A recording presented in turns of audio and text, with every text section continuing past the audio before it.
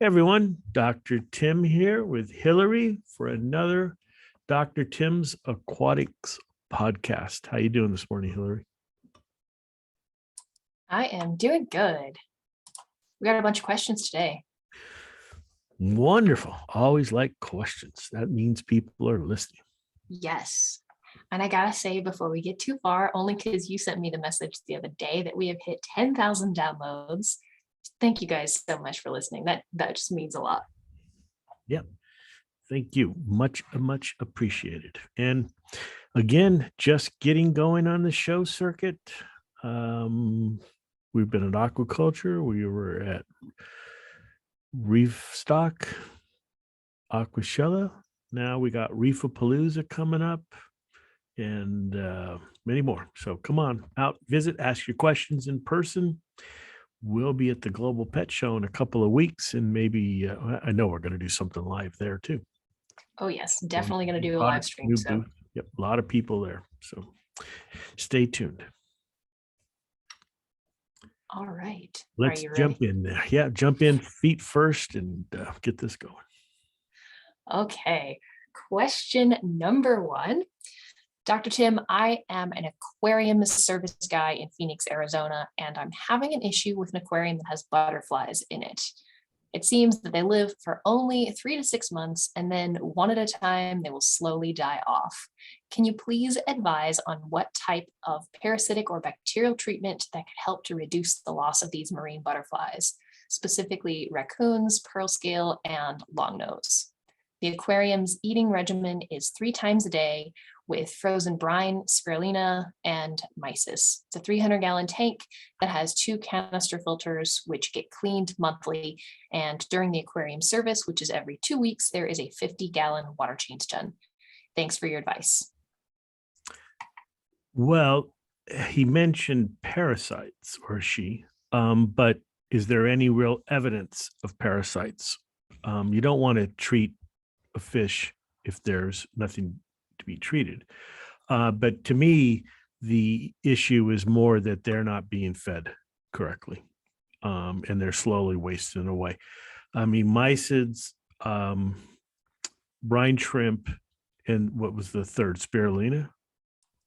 Yep. Yeah.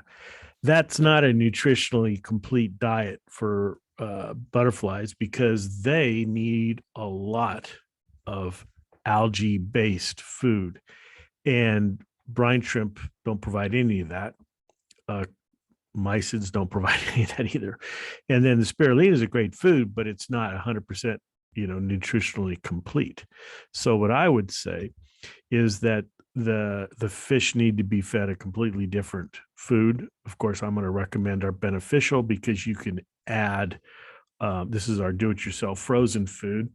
You can pre-make that, put it in obviously pre-make it, put it in a freezer, or if you're a service company, you can make enough that you have it in an ice chest as you're making your rounds. But you need to feed it better food, and if you think it's parasites, you should really confirm that. There's a couple of services that you can get where they can, or you can maybe do it yourself and just look and in the gut of the fish, and are you actually seeing parasites? And the best way to treat those is with feeding a food that has an anti-parasite in it. And what's nice about our beneficial do-it-yourself frozen food is once the fish are on that and accepting that, you can add, because you're making it yourself, you can add anything to it, including anti-parasitic drugs, and make the medicated food that you need directly for those fish. But that's what I would recommend. Get them on a better diet and then confirm they have parasites and then feed an anti-parasitic food. All right, that's some good advice. And you mentioned one of my favorite parts about using the beneficial fish food is that you can add stuff to it and kind of mix it to make it exactly what you need to work. Now, one thing I will say is just coming because I've cleaned tanks and I've done service and maintenance. So, butterfly fish are one of those species that like you should feed them multiple times a day. And I know, at least in my experience, I had clients that absolutely would not touch frozen food. Like they just wouldn't do it. Like the tanks were there for display and we would come in to take care of them. Is there something else that you would recommend to supplement if they can't, if the clients aren't willing to feed as much as needed with the beneficial fish food? So a non-frozen food. Yeah. Well, if you can get them to eat a high quality pellet, but they, that's algae based, more plant based. Or maybe try grinding, our peas and seaweed, because we have those as the beneficial treats and food where it's freeze dried. It's not frozen, it's freeze dried, and you can grind that over the tank. Or because the questionnaire doesn't mention adding any type of algae to the system, with a clip. Yeah. So something like that, but they've just got to get a more plant based, because that's what they're doing. The butterflies are picking at things all day long, Yeah. and they're just, they're not getting the complete diet they need from what information that the person's provided us. So a clip with some algae, grind in some of our beneficial seaweed or freeze dried peas, something You like could that. probably even put those in an auto feeder and just have it like check to make sure the auto feeder isn't going to dump a whole ton of it out there, but like pair that with one of those like little feeding clips, like you put it on and the auto feeder just dumps the food into this little area so it can't, get caught in the overflow, and then gives the fish a chance to get it. That'd be a good idea. Yeah, you can do that, but something like that, if you're not willing to do the frozen food, yeah, would be fine. I don't. I mean, there's. Have you had much luck getting those fish to take pellets in your experience, Hillary? Um, I have, but it was usually hit or miss, and you had to train them to get on to eating pellets. Yeah. So unless they're eating pellets, putting pellets in an auto feeder just adds pollution to your tank. Because there are some nice quality pellets for pellets, but you got to make sure the fish are eating them. Most those type of fish, in my experience, like you say, it's hit or miss whether they'll accept a pellet. Yeah, exactly. Well, best of luck to you, Phoenix, Arizona. Hopefully you can get some of those butterflies to last a little bit longer. Okay, question number 2. I have a small 10-gallon tank. It's been up and doing very well for about 2 years, but the last 3 months I've been putting in a waste away gel about once a month after noticing an outbreak of something that's on the sand bed, just on the sand bed. I previously had been using GFO, but took it out today in case that was helping to cause the problem. I'm still running carbon and filter floss. This is on the sandbed this morning, and much of the rest of it has disappeared, but I'm guessing it will be back later today once the lights get back up and going. Now, there's a picture that you guys obviously can't see, but Dr. Tim has seen the photo or the video that goes with this. So this person is asking, what should they do? Should they go ahead and put a in-tank UV sterilizer on there for a few weeks? Could they use waste away with the UV sterilizer, or can they not be used together? Please help. So looking at the video and what the person describes of when the lights get going, this will be back. That's classic dinoflagellates, and it looks like dinoflagellates. So the best way forward is to physically remove as much as you can. So siphon clean the substrate. And then the one thing that's missing is any water quality data. What are your nitrates and phosphates? And then 10-gallon tank, what do you think the chances of having a skimmer on that are, Hillary? Probably pretty low. Yeah, probably non-existent. Yeah. So you definitely want to add the waste away gel and keep that in there. Clean the substrate The other thing that's not mentioned is your 10-gallon tanks aren't very deep. And a lot of times, even in small tanks, people invest in really nice lighting systems that put a ton of blue. A 10-gallon tank's only, is it even 12 inches deep? I think it's 12 inches. So look at what you're doing with your blue channel and dial that way back, because dinoflagellates are photosynthetic. So if you're putting a ton of blue light in, from a nice quality system in 12 inches of water, that's really a lot of light. The other thing is that, when you're looking at hints, tank was running great for 2 years, and last couple of months things are going sideways, and that's just pretty much a classic case of organic buildup. You've got to get the siphon clean that substrate and get the waste away gel to reduce the organics that are in the substrate, and you can get the tank back in shape. Make sure your phosphates are about 0.03 and nitrates are between 5 and 10, and watch how much blue light you're putting onto the tank, and you can reverse course and get it back into tip-top shape. All right, seems like a fairly Well, easy fix. But they asked about UV. There's been mixed. Some people say UV's really helped get rid of their dinoflagellates. Some people say they haven't. So, usually the dinoflagellates are on the substrate, the sand, and the sand isn't being cycled through the UV. And sure, there could be some dinoflagellate cells that are in the water, but the majority of it's just in the substrate. So I'm not sure the UV is going to work, and the UV will reduce the waste away bacteria, which you want to have as a counterweight, to counterbalance and get rid of the dinos. So overall, I would say don't add a UV. All right, good advice. Okay, moving on to question number 3. So I've got some water quality parameters for you to start off. So ammonia is 1 parts per million, nitrite is 0, pH is 7.6.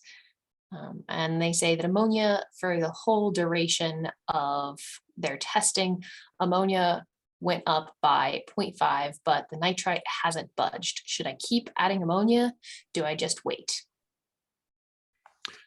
Okay, so it sounds like this person is cycling a new tank. They don't tell us how many times they've added the ammonia, but it's at least twice.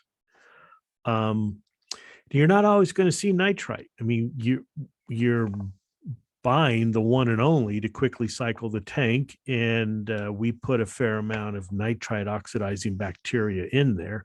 And if you're careful on the amount of ammonia you add, you'll maybe not see nitrite. And nitrate, almost all the test kits used in this hobby are not at all good at low levels. You have to have nitrate above 20 to start really getting a decent reading.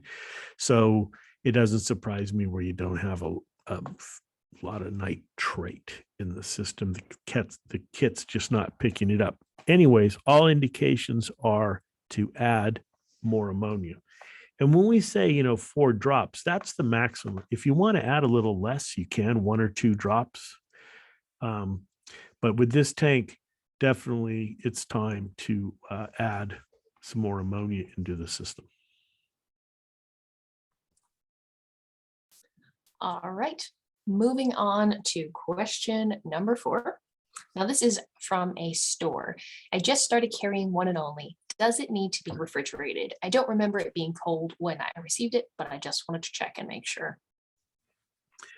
One and only does not have to be refrigerated. You can refrigerate it. There are pluses, there are minuses. If you're a store and you're getting a fair amount in, you could split it in half and refrigerate half of it, which basically kind of stops the clock.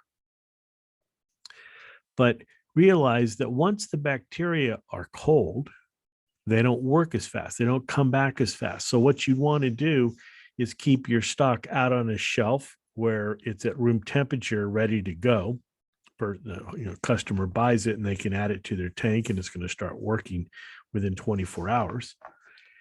The cold stuff you'd really want to put out on the shelf to backfill or refill your shelves. If you can sell the cold directly, but it's going to take longer for that to work for the customer because the bacteria have been in basically cold storage for however long. So you can split it like that. It does not have to be continually refrigerated. At my old position, we did that because we didn't grow the particles. We didn't grow the bacteria on a particle. When they're growing on a particle, they extrude what's called EPS, extra polymer substance, and that acts as kind of a force field protecting them, keeping them active longer in the bottle, so they don't have to be stored cold to survive. All right, good advice. Okay, question number 5. You recommended using Clear Up or do you recommend using Clear Up for newly established tanks? My tank is about 30 days old and was started with live rock and dry rock. I also used one and only. I don't have any ammonia or nitrites, but my water is slightly hazy. I'm assuming due to the age of the tank. Would Clear Up help with this? If needed, how many days should I wait before a second dose? Thanks. So Clear Up is a flocculant. So it's a bacteria-based it's just bacteria-based. And the bacteria can be a pain in some cases because they want to stick together and they can actually impede water flow. But that's in a wholly different case. What the bacteria do is as they stick together, they take particles out of the water and they cause those particles to stick together, forming bigger particles that then your mechanical filter can remove. But Clear Up only works on particles. It doesn't work on bacteria. So if the bloom, the haziness of the aquarium is due to bacteria, Clear Up's not going to help. If it's due to fine particles that were in your substrate, and as you set up the tank and mixed the water and everything, these very fine particles have just not settled, then it would help. You really can't overdose it. So you could treat the tank day 1 and again treat it day 2. The way to most successfully use Clear Up is to turn off everything that moves the water. If you have any type of air stone, bubbling, power heads or pumps that are moving the water, filters that are breaking up the surface, you want the water, quote, quiet. That is where it's not moving, the surface is not being agitated. And then take the prescribed amount of Clear Up for your tank and try to pour it across the entire surface, or as much as the surface as you can. Don't just pour it in one part of the tank. Try to spread it out and give it about 15 or 20 minutes, and you should start seeing the upper level clear. And then it'll, as time goes on, the tank will clear from the top to the bottom. Then you'll have this cloudy water at the bottom, and that's what you want to try to remove, either siphon out or filter through some type of a fine filtration, or just turn your system back on. I would turn the filter pump, if you've got an outside filter or a canister filter, I would turn that on, because you're trying to get all that material trapped against the sponge, filter pad, whatever the mechanical filter you have in your system is. So don't aerate, don't just turn on a wave maker or something, because that can break up these particles. You want to try to remove it through your mechanical filter. I can picture exactly what you're talking about. I haven't had to use this product on my tanks, but I kind of want to, just like, it sounds so fun to watch.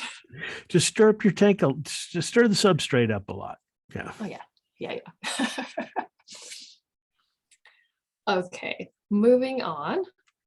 Let's see.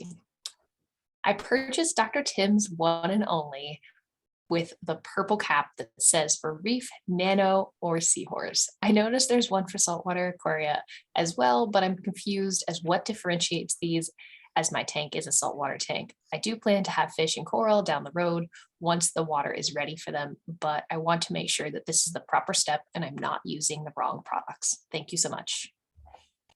Okay, so there's no difference between the saltwater product and the reef product. So the teal cap and the purple cap. They're both for saltwater tanks, marine tanks, reef tanks, saltwater fish tanks. It's the same product. It's just a marketing, because when we first started this company 15 years ago, can you believe that, Hillary? It's going to ending our 15th year this August, starting That's our 16th. exciting. This sounds like a special fancy trip to the Caribbean to celebrate. I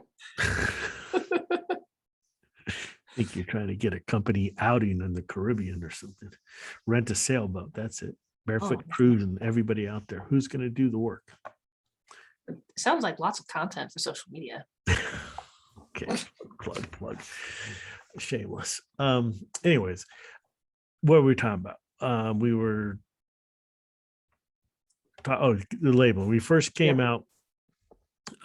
We labeled freshwater, saltwater. And at that time and still now, there's a lot of reef stores, and the reef stores would say, well, this doesn't say reef, and I'm not going to carry anything that doesn't say reef. And the influence of the internet was that you needed something that is labeled reef, because if it's not labeled reef, it's not safe for reef. So we just started a line reef, which sells just as well as the saltwater line, but they're both perfectly safe. We don't make any products that are harmful to your aquarium, reef or saltwater wise.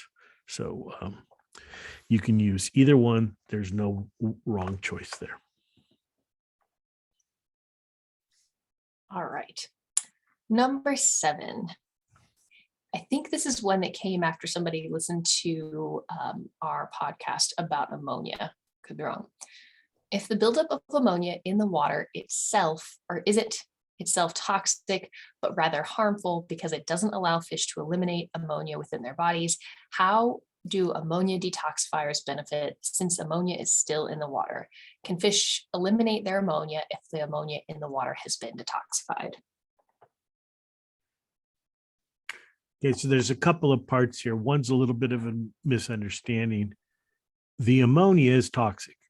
Even at a low, if you remember, you've got ammonia in two forms: ammonium, ammonia. Ammonia, NH3, is a gas. It diffuses into the fish, it diffuses out of the fish. At low pH, the vast majority of the total amount of ammonia in the water is in the ammonium, which is the cations stage. And that is not acutely toxic. I mean, it's not toxic to your fish that it's going to kill them in a short period of time, but it is the ammonia that is the problem, because ammonia is a central nervous system toxin. That's why the fish are darting around, or sometimes in porpoising, where they'll be kind of pointing their snouts up and trying to jump out of the water and then sink down. Even at low pHs, though, where the vast majority of the total ammonia is not in the toxic form, it affects the fish. And there was a cool PhD thesis done years ago by a guy at UC Davis, and he had these flow-through systems using channel catfish fingerlings, and he had different levels of ammonia at low pH in these systems. And what he showed was, over time, even a small amount of ammonia, the unionized toxic form, minuscule amount, drastically affected the growth and the overall health of the fish. So it is the ammonia. It's not that they can't get rid of it. It's just the ammonia is affecting the central nervous system and the overall health of the fish. Now, when it comes to ammonia detoxifying products, not all products work the same. Some products try to lower the pH And if you're here like in Southern California or Las Vegas where Hillary is, where the water's got high alkalinity, those products are pretty much worthless. You'd have to add so much to get first you got to consume the alkalinity, the buffering capacity of the water before the pH is going to drop at all. If you're in the Pacific Northwest, up in the Seattle area, those products that drop the pH will do a much better job, but messing with pH is just chasing your tail. So that's why I don't like those products. There's other products that say, well, we change the ammonia and we make it non-toxic, but it's still available to the bacteria. And that's just voodoo, folks. That's can't be possible. Ammonia, NH3, is what the bacteria use, and that's the toxic form, and you can't add something to it and make it non-toxic and still available for the bacteria. So that all sounds great, but it's voodoo science. So then you're left with an oxidizing agent like what we have, which breaks the bonds. And yes, that will remove the ammonia from the water so that it doesn't go into the fish. If I'm reading the question right, Hillary, there's kind of like three parts to it. So it'll reduce the amount of ammonia in the water so it doesn't build up in the fish, but it's not gonna, you're gonna have to really, if you've got high ammonia, you have to add so much of this. I'm not sure that's a healthy way to go. An emergency, definitely, but how about just changing water and getting any of the ammonia out of the water would be a better way to go forward. Yep. No, I think you did a good job getting the gist of that.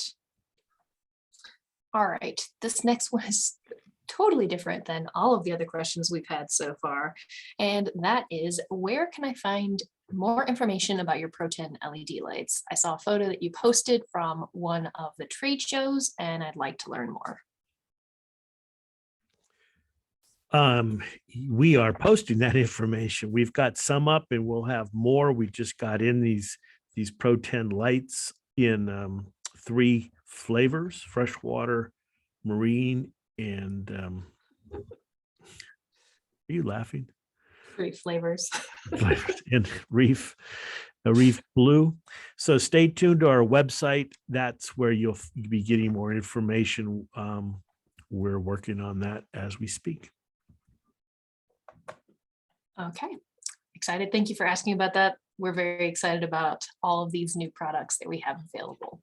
Yes, so, and we will be debuting these along with, you can hook up, because you got to have it. You can control them with your app, with our app, the app. Don't know what the saying is on that, from your phone, and set timers and do all sorts of fancy things. They actually are, so we'll be showing those in 2 weeks at Global, and Hillary and I will do a live, putting us on the spot there, Hillary, but we'll do a live infomercial, information about what we're showing, the new stuff that we're showing. What's pretty cool about these is that if you do knock them into the tank, they are submersible, not as a regular unit. We're not making submersible lights for aquariums, but they are sealed. They're really nice units. And I've got to say, so I've got one of these on my tank, and I have this giant hermit crab. He's like the size of a grapefruit. And when he's hungry, he'll come to the top of the tank and he'll sit on top of this pirate ship and kind of like wave his claws about. So I was feeding him the other day, and he's directly below this Proten light that I have. And like, to balance himself, he puts his claw that's soaking wet over top of the light. I was like, oh my gosh. And normally I would get this on video. I do, actually. I do. Hand feeding the giant hermit crab. Yes, as he looks like Godzilla hanging from the Empire State Building looking for food. Yes, it's a great way to describe him, actually. Okay, but anyways, we will have more of this. We're getting all that ready because we don't, I'm going to be honest, we don't want to advertise a bunch of things, get everybody excited, and then, oh, I'm sorry, you can't buy these because we don't have them yet. So we're just getting them in, and they will be available shortly, and then we'll get them out to you. Yep. All right. This next question is another back along the same lines of what we've been talking about for the rest of the show. I purchased Dr. Tim's one and only First Defense and ammonia to start cycling 125-gallon freshwater aquarium. My tank has a canister filter with sand substrate, driftwood, and plants. I've been following the chart you provided, and I am now on day 12, and the water levels have not safely established to add new fish. So pH is 6, ammonia is 4. Nope. Okay, hold on, misread that. The ammonia is 0.25 to 0.5. The nitrite is 2 to 5, and the nitrate is at 5. What can I do to speed up this process? I've read that this combination can slow down the process, but I'm hoping for an accurate estimation or advice whether or not to add more ammonia. Thank you in advance. Okay, so quiz time for everyone who's a long-time listener out of those 10,000 downloads. What's the key here? Well, since you can't reply, it's pH of 6. As we all know, we just talked about with the other question, at a low pH, the vast majority, especially at 6, basically all, the ammonia is in the ammonium NH4 phase, which is not the phase the bacteria use. So this is why it's going so slow. And as we've talked about many times, and I have videos on this, would you agree, Hillary, that a person that has a pH of 6 in their aquarium wanted that water at a pH 6?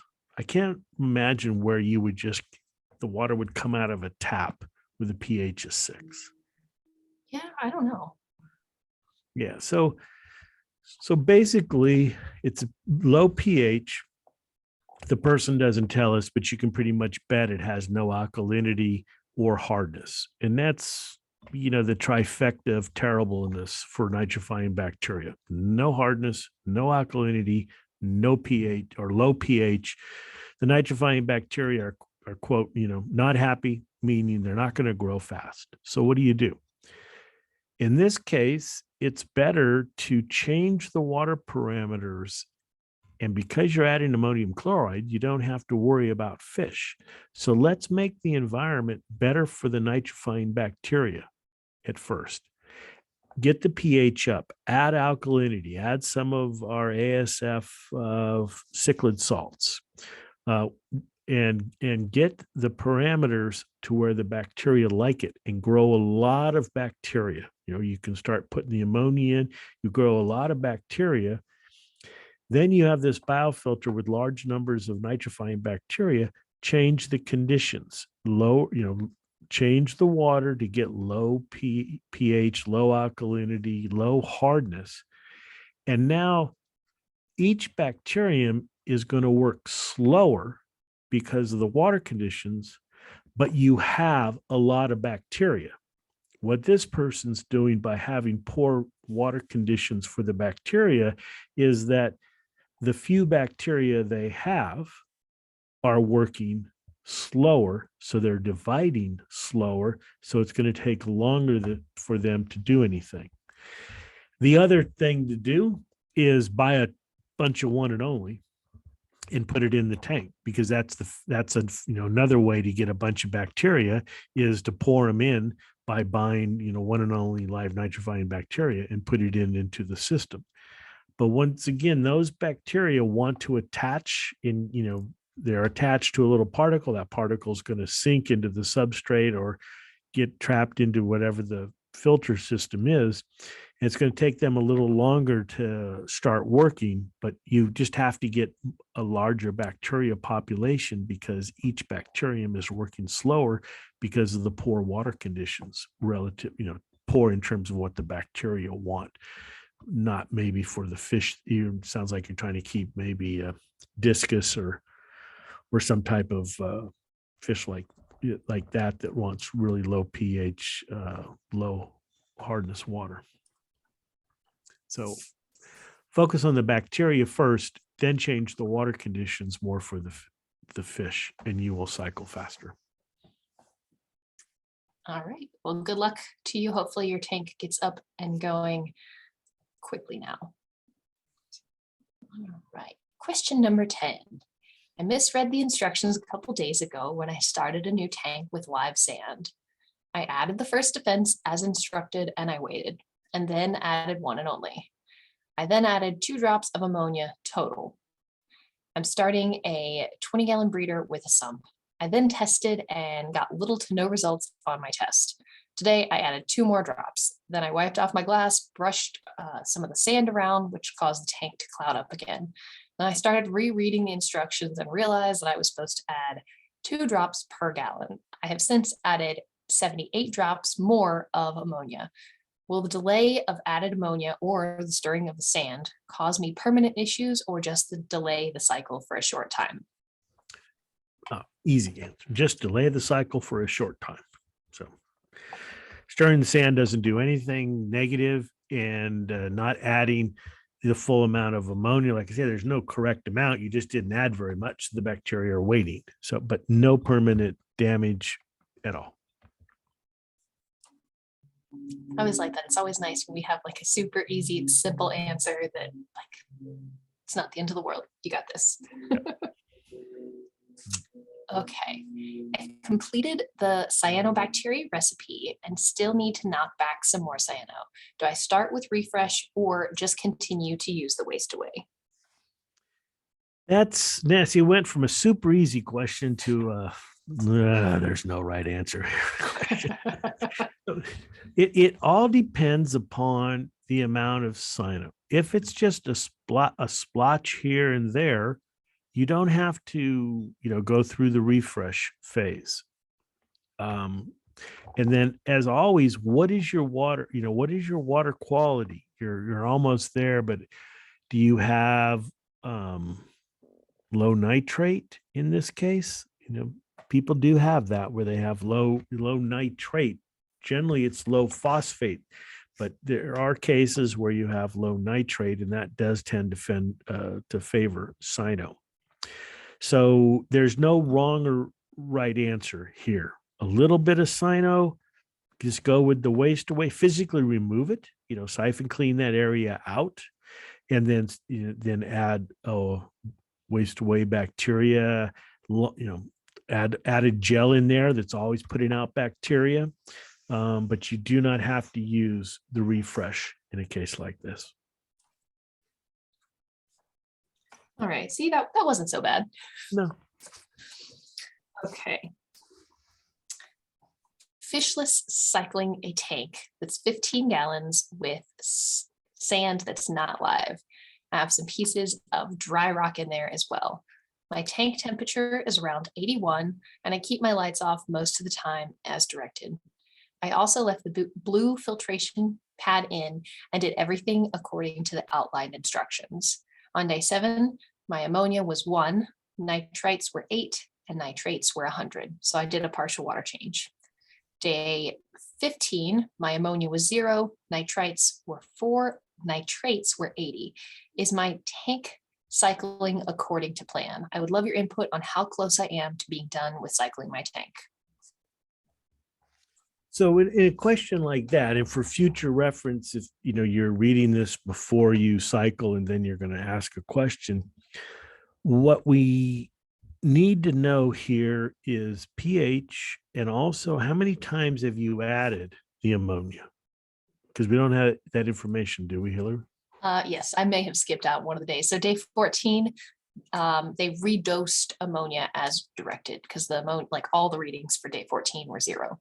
Oh, okay. So, well, that's the information we need. So at day 14, everything was 0. They dosed ammonia. Day 15, the ammonia then was what? The ammonia was 0 on 15, but the nitrites were 4 and nitrates were 80. Okay, so definitely the ammonia bacteria are there. 24 hours, you went from a full dose to 0. 4. Do they give any more data like on day 16, 18 anymore after that? Nope, just this. Yeah. So the tank is not completely cycled because within 24 hours you still have some nitrate, but it's or nitrite, but it's close. Definitely from ammonia standpoint, it is cycled. Um, I would say that you need to wait. The tank is a little slow um, than we like, but we don't know whether do they give data for every day. Nope, it just had day 7, 14, and 15. Yeah, so what I mean, maybe on day 10 or 11 it was 0. We don't know. But anyways, the nitrite is still there, so it's not fully cycled. I would say wait a couple of days and then add more ammonia. And when the nitrite can disappear within 24 to 48 hours, that's when you know the system is cycled. All right. So hopefully you're almost there. But you're almost there. sure Definitely, you're almost there. So. Yep. But please do your testing. And if you need test kits, we have some. Okay, last question of this episode. I'm trying to cycle a tank. I've added ammonia, but I'd heard it's good to use nitrifying bacteria. How much should I add for a 29-gallon tank? Thanks. Well, it's definitely good to add nitrifying bacteria, or you'll be there for a while waiting for this tank to cycle. 29 gallons, you need 2 ounces. Basically, that's 30 gallons, more or less. You can't overdose. So you need 1 2-ounce bottle of Dr. Tim's one and only live nitrifying bacteria. Yep. Make sure the water is dechlorinated and you've got a filter running. I guess it's never too often to keep on repeating things because we still get the same questions all the time. Hey, you know what? There are new people coming into the hobby every day. So if our advice helps a new person, that's what we're here for. So exactly, because we talk about, unplugging, don't have the skimmer and don't have the UV on, but you need your filter on. You want the water running, and you want the water running through whatever that filter material is going to be. So the bacteria get, drawn and into that material, and they're getting fresh oxygenated water. So you want your filter on, and the lights can be on or off. Light shouldn't be on for more than 8 hours, 10 hours. And make sure the water is dechlorinated, and you should be good to go and follow the directions in terms of cycling. Realize I'm just hitting the high points. Generally, ammonia is going to disappear first. And people have a tendency, oh, my ammonia is gone. The bacteria are going to starve. I've got to add ammonia. Resist that. You've got to have test kits to tell you where you are in the system. So your ammonia might be gone, but you might have high nitrite. So resist the urge to add ammonia until both the ammonia and nitrite readings are low. So, and as always, we're here. We're on social media to answer your questions. But please try to keep the questions short, folks. Hit the important points. I'll not name the reader that sent us the Encyclopedia Britannica on their aquarium. Am I lying, Hillary? No, no. I don't want to be mean. It was a little long for me to include, but we did get your question. Yeah. So, we just, I don't want to be rude or come off that. We want to hear from people. We want to ask your questions, but here's what we need to know. When have you added ammonia? Did you dechlorinate? What's your water source? If you know, pH, alkalinity, hardness, temperature, salinity, maybe what test kits you're using can help out. And anything else that you've added to the tank, because that can affect nitrifying bacteria are living organisms, and they can be negatively affected by some things. Okay. Yep. I wonder if on our website we can have like a different field that you can fill in that we just automatically ask you for all of your water quality parameters and your dates and stuff like that. Yeah, we'll have to speak to our webmaster about that. Yep. See. So, but Help we us always help you. like to hear, yep, and we're definitely here to help people, and it helps us, because if we keep on getting the same question, that means that we're not educating you, and that's our job, is to keep, is to educate you and keep this fun and simple and get you through the setup and enjoying the fish. I mean, I've been doing this for a while, and I still find it exciting. This morning, I sent Hillary an article that was on the front page of CNN.com about. Yes. It's pretty cool. It was very impressive. Yeah. And you know what the crazy thing about, so it's about this newly described species of wrasse. So this wrasse has been in the hobby. Typically people were calling it a red velvet wrasse. So you might have had it. It's been around for like 20 years, but based on genetics, they realized that they've been calling it the wrong name. It's a completely different species. So been around, but newly described. Yep. It's so cool. Yep. There's always neat things happening with, that's why it's so exciting with fish and bacteria and aquariums and stuff like that, and aquaponics and hydroponics systems and things like that. That's what makes it so fun. Oh yeah. And I gotta say, we're always looking for new subjects to talk about on the podcast. So if there's something that you would like to hear about, feel free to send us a message and ask for that as well. Right. Like if there is a, interest in aquaponics, hydroponics, we make, we sell to that. That's what I was at the aquaculture show in San Diego last week. About growing food in recirculating systems, and we make not only our bacteria products but our lighting products and things like that. And you can do that, in a small setting of your house, on your kitchen counter, grow your own herbs and spices and things like that. Oh, can that please be our next episode? I think that could be our next episode. Yes. So. I like that. Okay, everyone. Well, Hillary, as always, it's been a lot of fun. And next week we are 10 days. We're in Orlando Monday. Yep. And before that, you will actually be at Floating Seas in Florida, giving a presentation, answering questions. So if you guys are in Florida, make sure to check that out. A week Saturday, I'll be at Floating Seas Aquarium Store in Jacksonville from 1 to 3, doing a live. We can do Facebook Live. I have no idea what that means, Hillary. I just spit that out.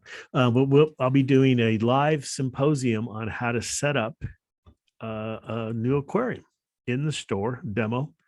There'll be coupons available, and maybe we'll do some giveaways and stuff like that. So if you're in that area, please stop by for all the details. It'll be on social media. It's already there, but Hillary will post again. Come by and say hi and check out the store. Is really nice. Has a cafe, and it's huge and beautiful store. They've put a lot of time and effort into building this store, and we'd love for you to come out and say hi. Exactly. And I will say this goes for any trade show that you see us at. If you see us at a store, take a photo, tag us on social media, and I will send you one of our coffee mugs. Ooh. I know. Yeah. Just up Limited in the game edition. right there. Limited because we're not buying anymore. Oh. Maybe we'll buy a different mug and have a series. Oh man. All right, guys. Yeah.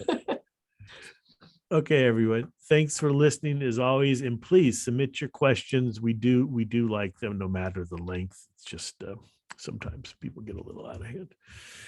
That's all right. All right. Thanks, everyone, for listening to this session with Dr. Tim and Hillary of the Dr. Tim's Aquatics podcast. Till next time.